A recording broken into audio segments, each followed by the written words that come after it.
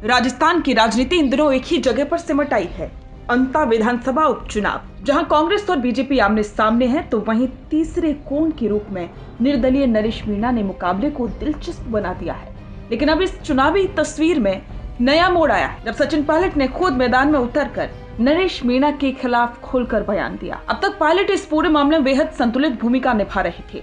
कई राजनीतिक जानकारों का यह मानना था कि अंतर क्षेत्र में नरेश मीणा पायलट खेमे से जुड़ाव रखने वाले माने जाते हैं, और यही वजह थी कि पायलट अब तक उनके खिलाफ कोई तीखा बयान देने से बच रहे थे। लेकिन जब अंदर खाने की रिपोर्ट आने लगी कि नरेश मीणा के कारण कांग्रेस के वोटों में सेंध लग सकती है, तो पायलट ने अब खुलकर अपने पत्ते खोल दिए। अंता में प्रचार के दौरान जब मीडिया ने उनसे सवाल किया कि नरेश मीणा की उपस्थिति कांग्रेस को नुकसान पहुंचा सकती है क्या, श्री मेवाड़ हेलीकॉप्टर मानसरोवर जयपुर लेकर आया है आपके लिए बहुत बड़ा उपहार। रॉयल शादी एंट्री हो, इलेक्शन टूर हो, एयर एम्बुलेंस हो, पुष्प वर्षा हो या वीवीआईपी दर्शन हो, इसीलिए अभी तुरंत बुक कीजिएगा। तो पायलट का जवाब सीधा और सटीक था। पायलट ने कहा, कोई भी चुनाव लड़ सकता है, लेकिन अंतिम निर्णय जनता करती है। ये चुनाव दो विचारधाराओं का है, कांग्रेस और भाजपा का। इस एक लाइन ने बहुत कुछ कह दिया। संदेश साफ था, पायलट अब किसी भी निर्दलीय उम्मीदवार को तीसरे विकल्प के रूप में मान्यता देने को तैयार नहीं है। यानी कि कांग्रेस का पूरा ध्यान कांग्रेस बनाम भाजपा की लड़ाई पर है। अपने भाषण के दौरान भी सचिन पायलट ने सिर्फ प्रतिद्वंदियों पर ही नहीं, बल्कि राज्य की भजनलाल सरकार पर भी जमकर हमला बोला। उन्होंने कहा कि 2 साल बीत गए, लेकिन राज्य सरकार ने ना तो अपने वादे निभाए, ना जनता का भरोसा जीता। भाजपा ने सिर्फ प्रचार किया, पर विकास के नाम पर धरातल पर कुछ नहीं है। इसके साथ साथ सचिन पायलट ने यह भी स्वीकार किया कि अंता सीट पूर्व मुख्यमंत्री वसुंधरा राजे के प्रभाव क्षेत्र में आती है, लेकिन उन्होंने भाजपा की अंदरूनी फूट को बड़ा चुनावी मुद्दा बना दिया।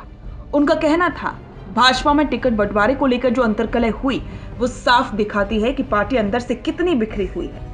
ये खींचतान कांग्रेस के लिए फायदेमंद साबित होगी। राजनीतिक विश्लेषकों का कहना है कि पायलट का ये बयान न केवल भाजपा पर प्रहार है, बल्कि कांग्रेस के भीतर एकजुटता का संदेश भी है। खास करके तब जब पिछले कुछ महीनों में कांग्रेस संगठन के भीतर कई मतभेद की खबरें आती रही हैं। पायलट ने अपने भाषण में एक और दिलचस्प टिप्पणी की। उन्होंने कहा, मुझे नहीं पता कि भाजपा का उम्मीदवार अपनी पार्टी का समर्थन पा भी पाएगा या नहीं। यानी कि पायलट ने भाजपा की अंदरूनी राजनीति पर सवाल उठाकर वोटरों को सोचने पर मजबूर कर दिया कि क्या वाकई में भाजपा के भीतर सब कुछ ठीक है। अब बात आती है उस हिस्से की जो इस पूरी कहानी को दिलचस्प बनाता है। राजनीतिक गलियारों में चर्चा थी कि नरेश मीणा और पायलट खेमे के कुछ कार्यकर्ताओं के बीच नजदीकियां रही हैं। पायलट अब तक इस वजह से चुप थे ताकि किसी को ये न लगे कि वे अपने ही समर्थक के खिलाफ है। लेकिन जब कांग्रेस आलाकमान को ये रिपोर्ट मिली कि नरेश मीणा की वजह से कांग्रेस का पारंपरिक वोट बैंक खिसक सकता है, तो पायलट ने इसके लिए खुद कमान संभाली। उन्होंने ये संदेश साफ दिया है कि कांग्रेस का उम्मीदवार प्रमोद जैन भाया ही एकमात्र विकल्प है, और पार्टी के सभी नेता, चाहे वो किसी भी गुट से हों, अब एक मंच पर हैं। अंता उपचुनाव को कांग्रेस पार्टी एक मनोवैज्ञानिक परीक्षा के रूप में देख रही है।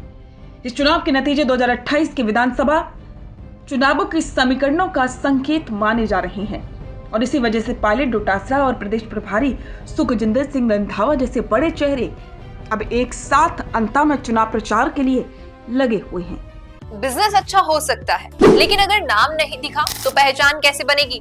अब टेंशन छोड़िए, द फैक्ट इंडिया आपके बिजनेस को देगा वो पहचान जो पूरे राजस्थान में हर किसी तक पहुंचे। न्यूज चैनल पर विज्ञापन, पॉडकास्ट और प्रमोशन के जरिए आप सीधे 5 लाख सब्सक्राइबर और 10 करोड़ से ज्यादा व्यूज तक अपनी पहुंच बना सकते हैं। तो देर किस बात की, आज ही द फैक्ट इंडिया से जुड़िए और अपने बिजनेस को बनाइए हर घर का नाम।